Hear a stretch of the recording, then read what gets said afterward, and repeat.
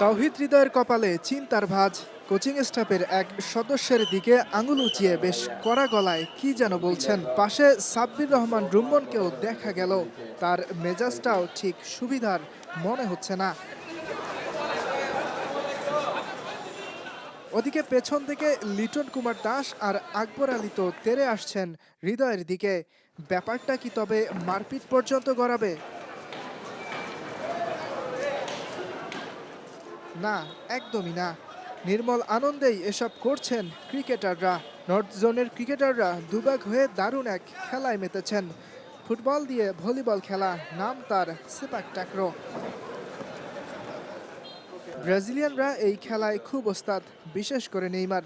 গা গরমের এই খেলায় পয়েন্ট হারানো নিয়েই ক্রিকেটারদের যত খুনসুটি আর হাসাহাসি।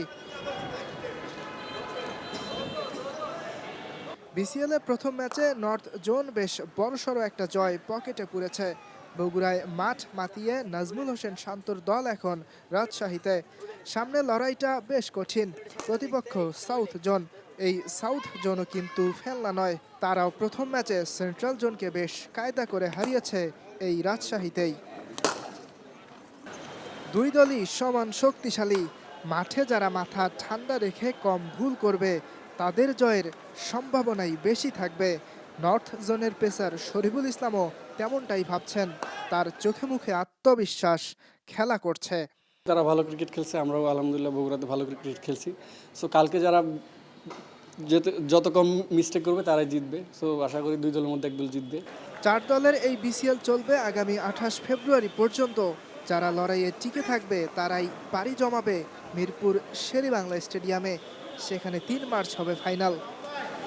পাকিস্তান সিরিজের প্রস্তুতি বিসিএল দিয়ে ভালোভাবেই সারছেন টাইগাররা। প্রতিটি দল আরও অন্তত 2টি করে ম্যাচ খেলার সুযোগ পাবে।